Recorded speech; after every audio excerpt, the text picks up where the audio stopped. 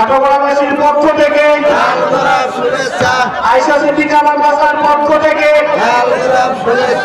নারায়ে তাকবীর, আল্লাহু আকবার, নারায়ে তাকবীর, আল্লাহু আকবার। এই পর্যায়ে আপনাদের সম্মুখে অত্যন্ত মূল্যবান নসিহত পেশ করছেন আন্তর্জাতিক খ্যাতি সম্পন্ন মুফাসসিরে কুরআন, লক্ষ কোটি যুবকদের হৃদয়ের স্পন্দন আল্লামা শায়েখ হাসান জামিল সাহেব। বয়ান পেশ করছেন আল্লামা শায়েখ হাসান জামিল সাহেব, খতিব সায়েন্স ল্যাবরেটরি জামে মসজিদ শাহবাগ ঢাকা। আমি হুজুরকে তার মূল্যবান নসিহত এবং দোয়া পরিচালনার জন্য সবিনয় নিবেদন করছি। আসসালামু আলাইকুম ওয়া রাহমাতুল্লাহি ওয়া বারাকাতুহু। ওয়া আলাইকুম আসসালাম ওয়া রাহমাতুল্লাহি ওয়া বারাকাতুহু।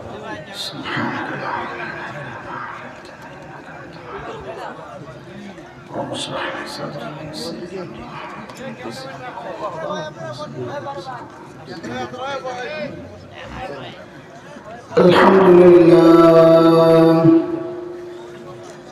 الحمد لله نحمده ونستعينه ونستغفره ونؤمن به ونتوكل عليه ونعوذ بالله من شرور أنفسنا ومن سيئات أعمالنا من يهده الله فلا مضل له ومن يضلله فلا هادي له وأشهد أن لا إله إلا الله وحده لا شريك له وأشهد أن سيدنا وسندنا وحبيبنا ومولانا محمدا عبده ورسوله اللهم صل على محمد وعلى آل محمد كما صليت على إبراهيم وعلى آل إبراهيم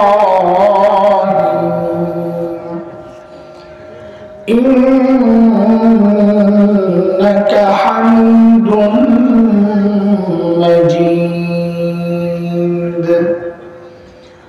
اللهم بارك على محمد وعلى آل محمد كما باركت على إبراهيم وعلى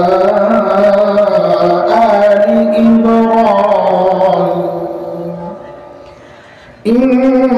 إنك حميد مجيد أما بعد فأعوذ بالله من الشيطان الرجيم بسم الله الرحمن الرحيم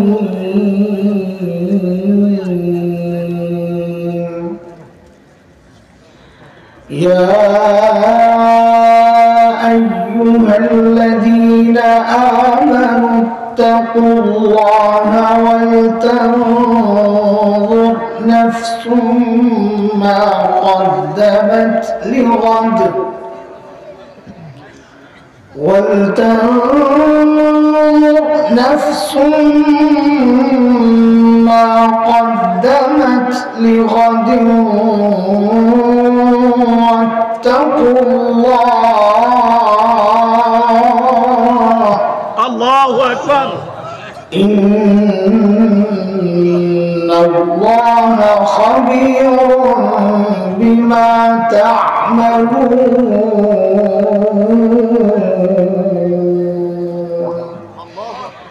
آمنت بالله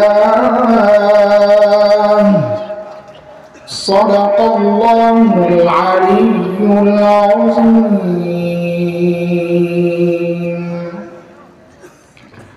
কেন্দুয়া খাপড়া আয়েশা সিদ্দিকা রাদিয়াল্লাহু তাআলা আনহা মহিলা মাদ্রাসা এর উদ্যোগে আয়োজিত আজকের এই ওয়াজ মাহফিলের শেষ অধিবেশনের সম্মানিত সভাপতি, উপস্থিত হযরতুল উলামায়ে কিরাম, মুরব্বিয়ানে আযম, দূর দূরান্ত থেকে আগত ইসলাম প্রিয় সুধী সমাজ, প্রিয় ছাত্র ভাইয়েরা, যুবক বন্ধুরা, পর্দার আড়ালের মা ও বোন, আল্লাহ সুবহানাহু ওয়া তাআলার অশেষ মেহেরবানি, করুণা, দয়া, যে মহান মালিক লাখো কোটি মানুষ থেকে বাছাই করে দিন এই মজলিসে আমাকে আপনাকে দ্বীনের কথা বলার আর শোনার জন্য একত্রিত হওয়ার তৌফিক দান করেছেন। এটা মালিকের অনেক বড় দয়া আর করুণা। কুরআন আল কারীমের মধ্যে আসছে, মালিক বলেন, দিন বুঝার জন্য আমি যার দিলটা খুলে দিই, দিন মানা, দিন জানা, দিন শেখার মানসিকতা যাকে দান করি, যে মানসিকতার কারণে এই রাত পর্যন্ত আপনারা বসে আছেন, আল্লাহ বলেন এই নিয়ামত আমি যাকে দেই ওই বান্দা সারাক্ষণ আমার স্পেশাল নূরের আওতায় থাকে। দুর্ভাগ্য তার জন্য যার দিল শক্ত, দিন বুঝতে চায় না, বরং কোন কোন পোড়া কপাল আছে উল্টা বুঝে। আল্লাহ তাআলা বলেন এরা স্পষ্ট গুমরাহিতে নিমজ্জিত। সূরা জুমার আয়াত নম্বর 22-এ রব্বে কারীম এই কথাটা বলেছেন। মালিক বলেন, أفمن شرح الله صدره للإسلام فهو على نور من ربه فويل للقاسية قلوبهم من ذكر الله أولئك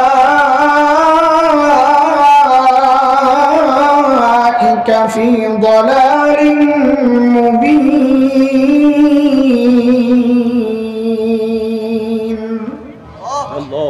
এই আয়াতের মধ্যে রব্বে কারীম এই কথাগুলো বলেছেন। মুহতারাম হাজরিন, যে মহান মালিক এই নিয়ামতে আমাদেরকে ধন্য করলেন, ওই মালিকের শুকরিয়া আদায় করি, জবান খুলে, প্রাণ খুলে কালিমাতুশ শুকর উচ্চারণ করি, আলহামদুলিল্লাহ।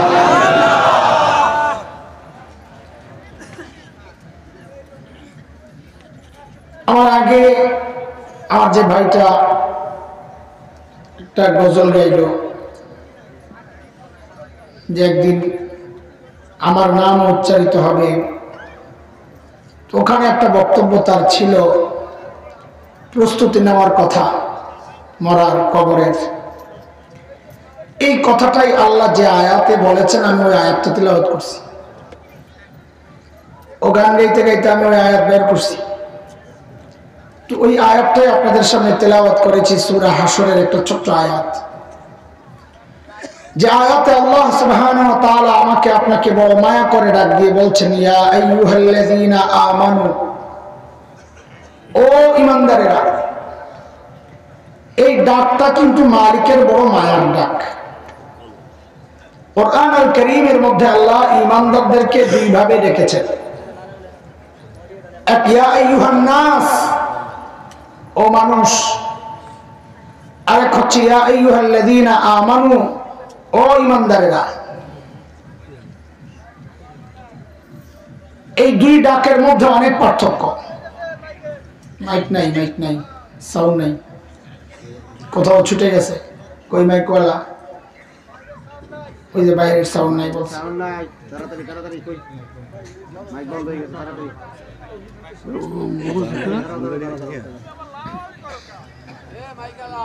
আচ্ছা আপনারা ডাইকেন না সে শুনছে তো না শুনছে না মাইকওয়ালা শুনছে না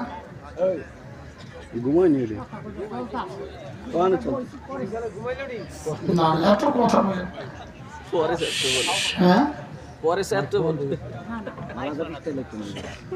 কি বলে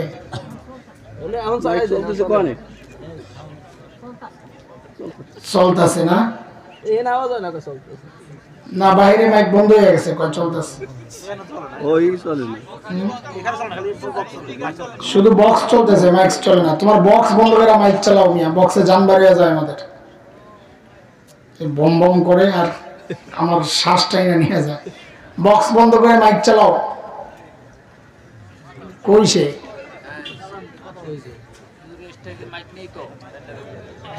ওই যে আছে তো এই যে কি এক সিস্টেম বাড়িছে বক্সের আরে ভাই মাইক তো চালাও মাইক চলতেছে এখন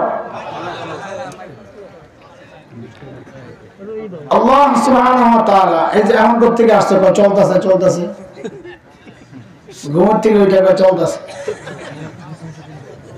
আরে সজাগ রাখেন চকলেট দেন খাক যার ঘুমাইছে ওরা আর 1 ঘন্টা আছে আমরা যাবো বাড়িতে পরে ঘুমাই যা আল্লাহ সুবহানাহু ওয়া তাআলা খেয়াল করে আল্লাহ ঈমানদারকে কোরআনে দুই ভাবে ডেকেছেন এক হচ্ছে ইয়া আইয়ুহান নাস ও মানুষ আর এক হচ্ছে ইয়া আইয়ুহাল্লাযীনা আমানু ও ঈমানদারেরা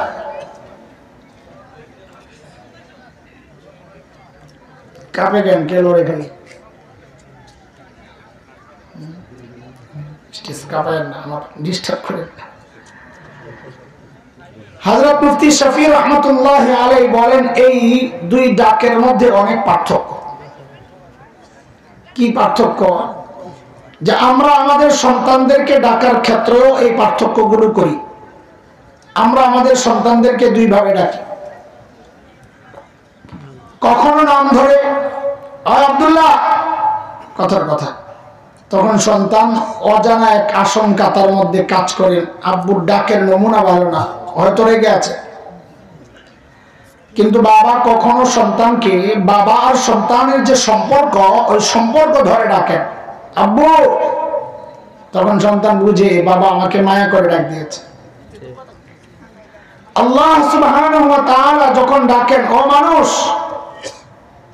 যেন আল্লাহ নাম ধরে রেখেছেন ভয়ের কথা হয়তো আল্লাহ রেগে আছে কিন্তু আল্লাহর সাথে বান্দার যে সম্পর্ক ঈমানের সম্পর্ক ওই সম্পর্ক ধরে যখন আল্লাহ ডাক দিয়ে বলেন ও ঈমানদারেরা তখন বুঝে নেওয়া যে আল্লাহ আমাকে আপনাকে বড় মায়া করে ডাক দিয়েছে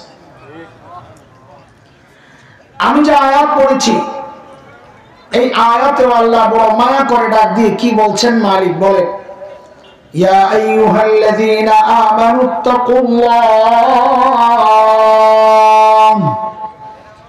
ওয়ালতানজুর নাফসুম মা قدمت لغد واتقوا الله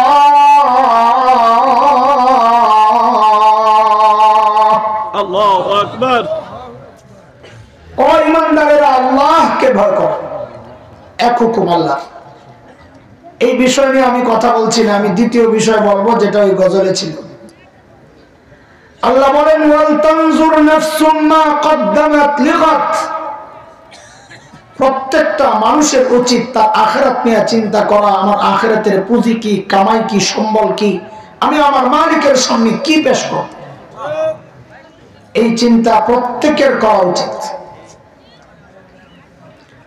বলে চিন্তা করি বলেই তো এই মজলিসে আসছি নাকি না ভোট চাইতে আসছি আপনাদের কাছে না জিলাপি দিবি আপনাদের আসেনি ব্যবস্থা আছে খিচুড়ি আছে আচ্ছা আলহামদুলিল্লাহ মেহমানদারি আছে তাইলে আল্লাহ কবুল করুক আল্লাহ তাআলা বলেন প্রত্যেকটা মানুষের উচিত আখিরাতের চিন্তা করা বলে চিন্তা করি বলেই তো আসছি আমি তো বুঝতেছি কোন জায়গায় সমস্যা এটা তো স্বীকারই করে না।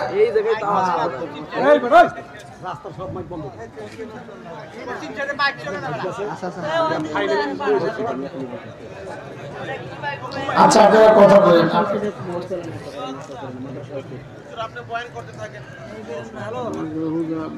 বাইরে, আমি তো প্লাস্টিক না যে আপনি ট্যাপ ছেড়ে দিলেন আর চলতে থাকবো। আমি তো মানুষ, রক্তে মাংসের মানুষ।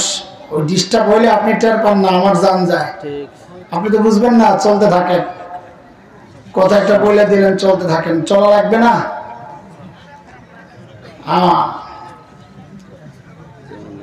আয় খোদা, শোনেন, আল্লাহ তাআলার হুকুম প্রত্যেকটা মানুষের উচিত আখিরাত নিয়ে চিন্তা করা। বলে চিন্তা করি বলেই তো এই মজলিসে আসছি, কিন্তু দোস্ত আমাদের আখিরাতের চিন্তাগুলো ঠিকঠাক মতো হচ্ছে কিনা?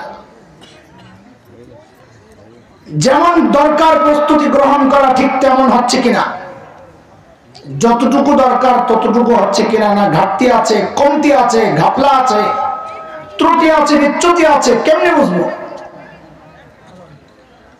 তো আল্লাহ সুবহানাহু ওয়া তাআলা আমাদের উপর রহম করেছেন, দয়া, যে আমাদের সামনে হযরতে সাহাবায়ে কেরাম রিদওয়ানুল্লাহি আলাইহিম আজমাইনদেরকে মডেল আর নমুনা বানাইছেন, যে তুমি তোমার ঈমানকে সাহাবীদের ঈমানের সাথে মিলায়া দেখো। যদি মিলে তো তোমার ঈমান ঠিক আছে, আর যদি না মিলে তো ঘাপলা আছে, ঠিক করে নাও। ঠিক। কার কথা এটা?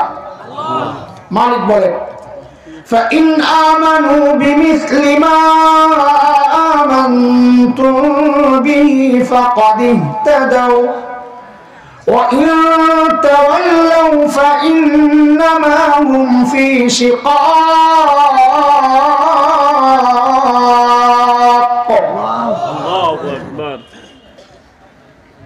বলে তুমি তোমার তাকওয়াকে সাহাবীদের তাকওয়ার সাথে মিলাও।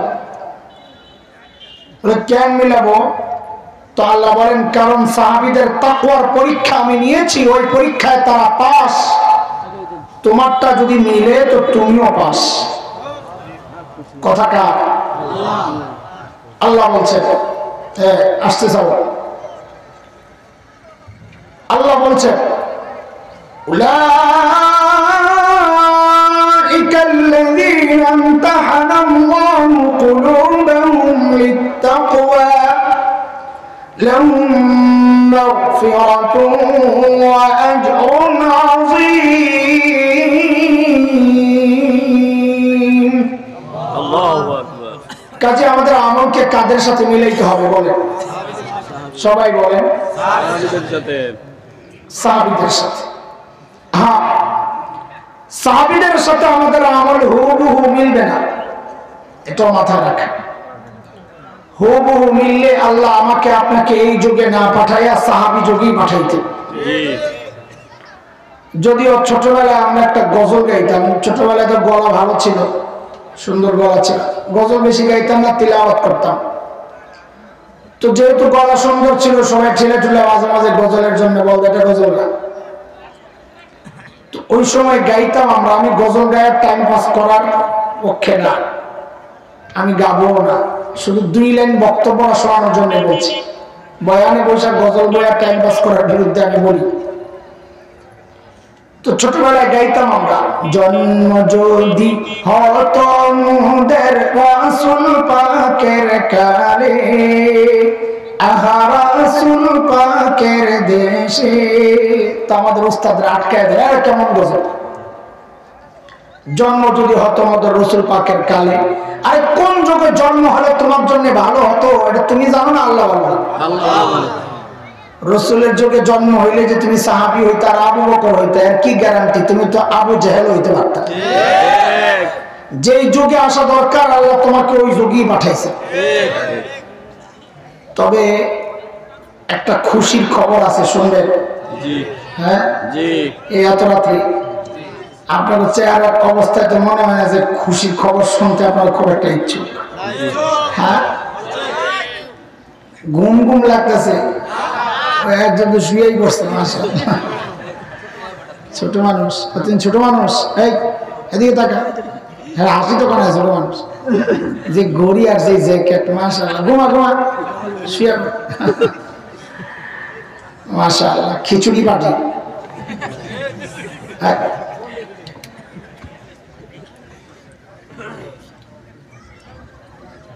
বলেন তো 2 মাস আগে টমেটো আপনাদের এলাকায় কত টাকা ছিল কেজি? 120। আচ্ছা ঠিক আছে, বলেন ওই টমেটোটা ফ্রেশ ছিল না ভেজাল? ভেজাল। ভেজালটা খাইছেন 120 টাকা। আচ্ছা ঠিক আছে, টমেটোর ফুল সিজন যখন থাকে তখন আপনাদের এলাকায় টমেটোর কেজি হয় কত? 10 টাকা। আচ্ছা বলেন তো এই 10 টাকার টমেটোটা যে খান ওটা ফ্রেশ না ভেজাল? আরে কি আশ্চর্যের কথা, ফ্রেশটা খান 10 টাকায়, ভেজালটা খান 100 টাকায়। এই বুদ্ধি, কারণ কি বলেন তো এই পার্থক্যের? সিজন আর অফ সিজন না, এই তো বুঝছেন আপনারা, তাহলে ওয়াজ বুঝবেন, বুঝা গেছে। এটাই সিস্টেম। সিজনের জিনিস হয় ফ্রেশ কিন্তু রেট হয় কম না, ওটাই অরিজিনাল রেট। অফ সিজনের জিনিস হয় ভেজাল কিন্তু রেট হয় বেশি। এটাই আমাদের খুশির একটা উপলক্ষ। আল্লাহর সাথে একা একা কথাবার্তা বলেননি মাঝে মাঝে? আহারে, আল্লাহর সাথে চুপে চুপে একা একা কথা বলবেন। কোন একটা আমল যদি একা একা করেন, কেউ দেখে নেই, আস্তে করে কথা বলে নেবেন। দেখছেন তো না? আপনি দেখছেন তো? কেউ দেখানোর জন্য করি নেই, আপনি দেখছেন আর দুনিয়ার কেউ জানে না, এটা মনে রেখেন। মাঝে মাঝে কথা কইবেন যে ভালো আছে, আমি আপনি ভালো রাখছেন বলে ভালো আছি আলহামদুলিল্লাহ। আল্লাহু আকবার। রাগ হয়েন না, রাগ হয়েন না। মাঝে মাঝে উল্টা পাল্টা করি, একটু দয়া করে না, আমার মাফ করে দিয়ে। পারবেন না কথা বলতে? যত একা একা চুপে চুপে কথা বলবেন আল্লাহর সাথে, তত বেশি মহব্বত তৈরি হবে। সুবহানাল্লাহ। তো ওই একা একা কথা বলার সময় বলবেন, আল্লাহ আমারে তো ইবাদতের সিজনে পাঠান নাই, নবী যুগে, সাহাবীদের যুগে, খায়রুল কুরুন শ্রেষ্ঠ যুগে তো পাঠান নাই, পাঠাইছেন তো অফ সিজনে, ফাসাদের জমানা। তো বলে তখন কি হয়েছে? আল্লাহ যেহেতু অফ সিজনে পাঠাইছেন, আমার আমলগুলো একটু ভেজাল হইব, কিন্তু রেটটা কিন্তু বাড়াইয়া দেওয়া লাগবে। পারবেন না সত্য করে ধরতে? আল্লাহর সাথে সবচাইতে আপনজনের মতো কথা বলবেন। মা বাবার সাথে যেমন আবদার করেন না, আল্লাহর কাছে তার চেয়ে আরো জোরে আবদার করবেন। কারণ মা বাবার মহব্বত যতটা আপনার জন্য, তার চেয়ে 1000 কোটি গুণ বেশি মহব্বত আমার মালিকের। এক বুজুর্গ শোনাইতেছেন, তার এক বাদী আল্লাহর কাছে দোয়া করে, বলে আমি আমার বান্দির দোয়া শুনে অবাক হয়ে গেছি। আরে কি দোয়া এটা? দোয়া করে কি, আল্লাহ আপনার মহব্বত, আমার যে আপনি মহব্বত করেন ওই জন্য আমারে মাফ করে দেন। কি করি এটা? তুই মহব্বত করস না? আমি করি। আমি আল্লাহর যতটা মহব্বত করি, আল্লাহর মহব্বত আমার প্রতি তার চেয়ে অনেক বেশি। আল্লাহর মহব্বত শক্তিশালী, এই জন্য বলছি আপনি আমারে মহব্বত করেন যে, ওই কারণে আমারে মাফ করে দেন। সুবহানাল্লাহ। আল্লাহর সাথে কথা বলবেন এরকম। আয় মালিক, পাগলের সুখ মনে মনে কি করবো আর বুঝেন না, একটা উসিলা দিয়ে তো সাইড পাওয়া লাগবে না। সাহাবীদের সাথে আমাদের আমল হুবহু মিলবে না, তাইলে করণীয় কি? করণীয় হচ্ছে যত কাছাকাছি আসা যায়। আমাদের বড়রা মুরব্বীরা বলেন, দুনিয়ার জিন্দেগিতে সাহাবীদের যত কাছাকাছি আসতে পারবা, হাসরেও সাহাবীদের তত কাছাকাছি থাকতে পারবা। সুবহানাল্লাহ। সাহাবীদের সাথে আমাদের মৌলিক পার্থক্যটা আগে বুঝেন, তারপরে বয়ান বুঝেন। মৌলিক পার্থক্য কি? দেখেন, ছোটবেলায় আমরা লেখাপড়া করছি, খেলাধুলাও করছি না, করেন নাই? একটু একটু করছে। এখনকার বাচ্চারা লেখাপড়াও করে, খেলাধুলাও করে। তা আমাদের সাথে ওদের পার্থক্য কি? আমরা লেখাপড়া করছি, ফাঁকে ফাঁকে খেলাধুলা করছি, আর এখনকার বাচ্চারা খেলাধুলা করে, ফাঁকে ফাঁকে লেখাপড়া করে। ঠিক সাহাবায়ে কেরামের সাথে আমাদের পার্থক্যের মূল পয়েন্ট এটা। সাহাবায়ে কেরামও দুনিয়ার কাজ করছে, আখিরাতের কাজও করছেন। আমরাও দুনিয়ার কাজ করি, আখিরাতের কাজও করি। পার্থক্য কি? সাহাবায়ে কেরাম আখিরাতের কাজ করতেন, ফাঁকে ফাঁকে দুনিয়ার কাজ করতেন। আমরা দুনিয়ার কাজ করি, ফাঁকে ফাঁকে আখিরাতের কাজ করি। এই যে দূরত্ব, এই গ্যাপ যত কমাইতে পারেন ততই লাভ, যত কমাইতে পারেন ততই লাভ। হাসরে তত কাছাকাছি থাকতে পারবেন। সুবহানাল্লাহ। কাজে আমলকে কাদের সাথে মিলাইতে হবে বলেন? সাহাবীদের সাথে। কাজে আপনি দুরূদ শরীফ বসে পড়বেন না দাঁড়ায়া, শুয়ে পড়বেন না লাফাইয়া, এটা আপনার ব্যাপার। এই ব্যাপারে আমি কিছু বলবো না। প্রোগ্রাম আপনার, জিলাপি আপনার, সাল্লাল্লাহু আপনি পড়েন। কিন্তু আলেম হিসাবে আপনার কাছে একটা অনুরোধ রেখে যাই, আপনি আপনার এই আমলকে সাহাবীদের আমলের সাথে মিলাইয়া দেখেন। যদি মিলে তো জিলাপি একটা আমারও দিয়েন, কাম জাজ করতে থাকেন। আর যদি না মিলে আপনি ছেড়ে দেন। আপনি ওরস করবেন কি করবেন না? গরু কালেকশন, ওট কালেকশন করবেন কি করবেন না? চাইল্ড কালেকশন করবেন কি করবেন না? এটা আপনার ব্যাপার মিয়া। দরবার আপনার, এই ডেক লাড়াচাড়া এটাও আপনার, মুরিদও আপনার, সব আপনার। আমার কোনো সমস্যা নেই। শুধু একটা অনুরোধ রাখি, আপনি আপনার এই আমলকে সাহাবীদের আমলের সাথে মিলাইয়া দেখেন। যদি মিলে করেন, খিচুড়ি পোটলা একটা আমারও দিয়েন। আর যদি না মিলে তো ছেড়ে দেন। আমল কার সাথে মিলাবো বলেন? সাহাবীদের আমল। কাদের সাথে বলেছেন কি? আখিরাতের প্রস্তুতির কথা যে বললো গায়ক, আখিরাতের প্রস্তুতি আমরা নিচ্ছি, কিন্তু নিতে হবে কাদের মতো করে? সাহাবীদের। তো সাহাবীরা আখিরাতের প্রস্তুতি কিভাবে নিয়েছেন তা একটু জানা দরকার। তাইলে না তাদের মতো বানাবো? চলেন দেখি সাহাবীরা আখিরাতের প্রস্তুতি কিভাবে নিয়েছেন, একটু দেখে আসি। সাইয়েদনা আবু বকর সিদ্দিক রাদিয়াল্লাহু আনহু যখন খলিফা, তো ওনার রাষ্ট্র পরিচালনার সিস্টেম ছিল, দরবারে অসহায় বিধবা নারীদের লিস্ট থাকতো। স্বেচ্ছায় যদি কেউ খিদমত করতে চাইতো, ওই লিস্ট ধরে চলে যেত। এটা অনেক সওয়াবের কাজ। নবী আলাইহিস সালাম বলেছেন, যারা ইয়েতিম আর বিধবার দায়িত্ব নিবে, ওই ব্যক্তি আর আমি নবী জান্নাতে পাশাপাশি থাকবে। এটা তো এই সমাজের একটা কুৎসিত চেহারা, যে এই সমাজের মানুষ, কিছু মানুষ অন্য বিধবার দায়িত্ব নিবে থাক দূরের কথা, বহু পোড়া কপাল এমন আছে নিজের বিধবা মায়েরই খেদমত করে না। আছে না এরকম অসভ্য? এর চেয়ে অসভ্য দুনিয়ায় নেই। মা পাইলো, জান্নাত বানাইতে পারলো, আরো পোড়া কপাল তো মরে যায়। একদিন হযরত ওমর রাদিয়াল্লাহু আনহু আসছেন। কেন? ওই যে বুড়ির কোন এক নাম নিয়ে খেদমতে যাবেন। চিন্তা করা যায় ওমর কত বড় মানুষ, উনি আসছেন বুড়ির কাম করে। ওই যে আখিরাতের ফিকির ঢুকছে।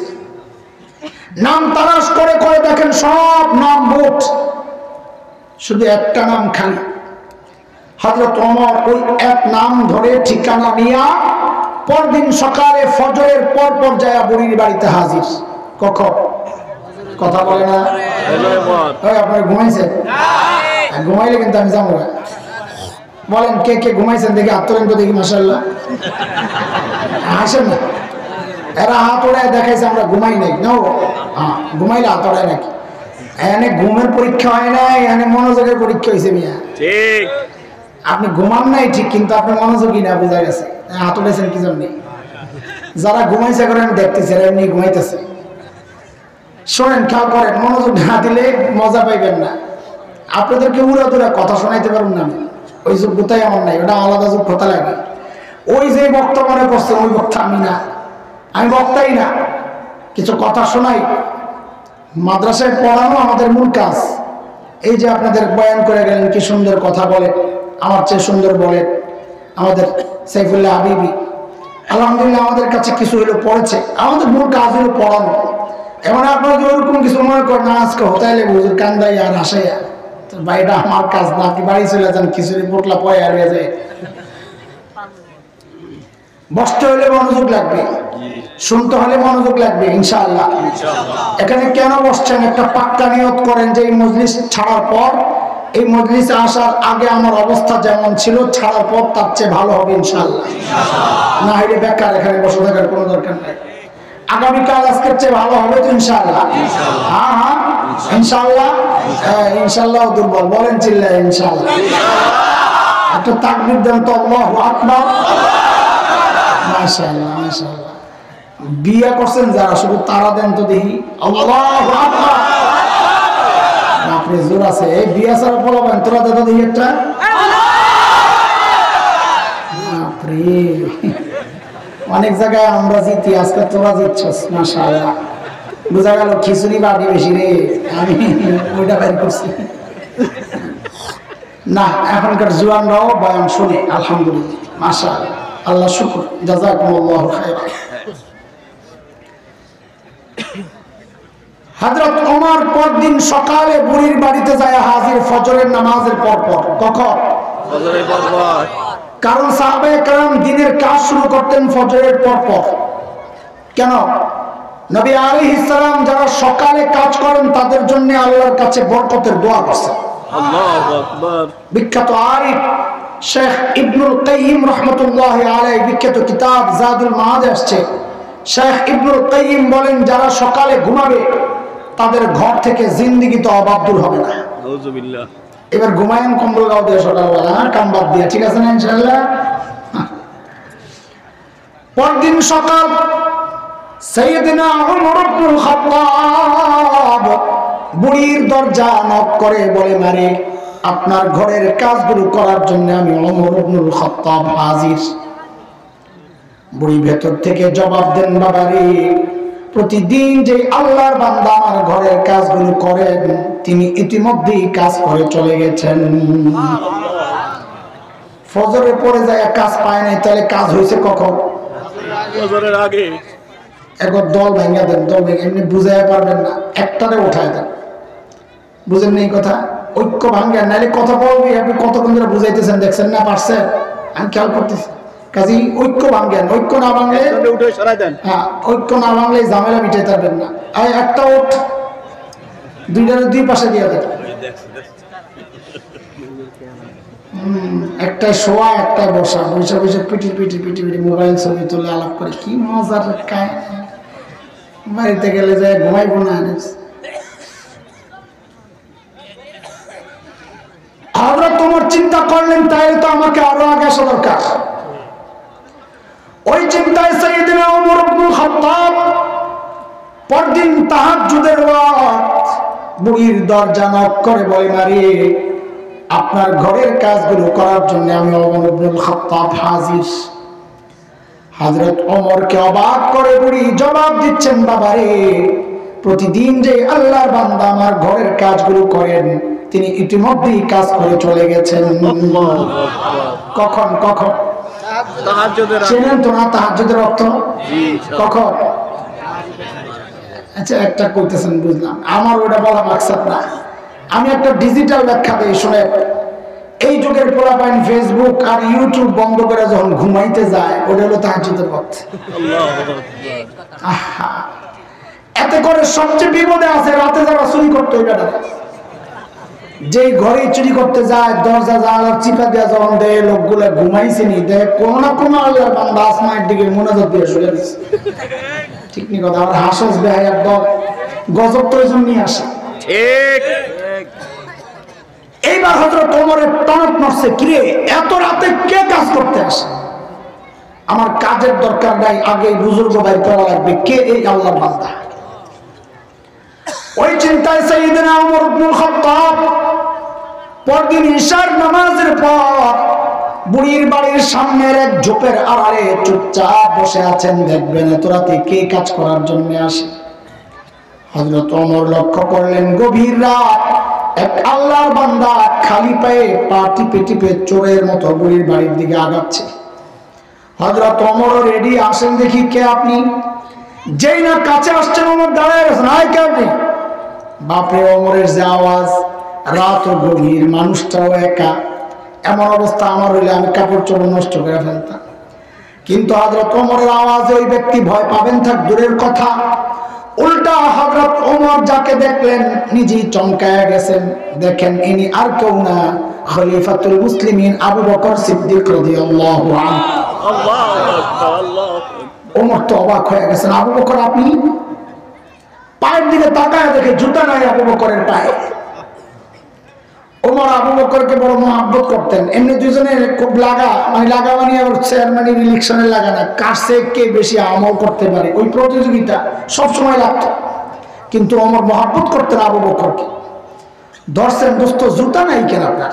এটা তো বাংলাদেশের মাটি না যে মসৃণ, আরবের জমিন, বালি কণা, পাথরের টুকরা, কাটা, পা কেটে যায় খালি পায়ে চললে। খালি পায়ে কে? সাইয়েদনা আবু বকর জবাব দেন, ওমর জুতা পরলে চটচট আওয়াজ হয়, মানুষ জেনে যায়, আমি তো আল্লাহ ছাড়া কাউকে জানাইতে চাই না। আহা, ইখলাস কারে কই দেখো। ওমর ধরছেন, বুঝলাম আবু বকর, কিন্তু আপনি আসছেন কে? সারাদিন প্রশাসনিক কাজে ব্যস্ত থাকে, রাতে একটু ঘুমাবেন তা না, আপনি আসছেন বুড়ির কাম করতে। কেন রে ভাই, আমরা নাই? আমরা মরে গেছি? এই কাজগুলো আমাদেরকে দেওয়া যেত না? তো হযরত আবু বকর কি জবাব দিলেন বন্ধুরা, ওই জবাবটাই আমার বয়ান, ওই অতটুকু জবাবই বয়ান। কিন্তু জবাবটা এখনই শোনাচ্ছি না। কেন? জবাবটার ওজন কত এটা বুঝতে হলে আগে আবু বকরের ওজন বোঝা লাগবে। আবু বকর কত বড় মানুষ, আবু বকর চিনলে যায় জবাবটার ওজন বুঝবে। চলেন একটু আবু বকর চিনে আসে, তারপর ওই জবাবটা শোনায়। কত বড় মানুষ আবু বকর! আরে আমার যে কি প্রিয় মানুষ, যত পড়ি আবু বকরকে তত মুগ্ধ হই, কি মানুষ এটা। একদিন আম্মা জান আয়েশা রাদিয়াল্লাহু তাআলা আনহা মদিনার স্বচ্ছ পরিষ্কার আকাশের দিকে তাকায়া তাকায়া দেখেন লক্ষ লক্ষ নক্ষত্র দেখা যায়। মদিনার আকাশ তো বাংলাদেশের মতো মেঘাচ্ছন্ন না, কুয়াশাচ্ছন্ন না, ক্লিয়ার পরিষ্কার। আম্মা জানের মনে একটু কৌতূহল, নবীকে গিয়ে প্রশ্ন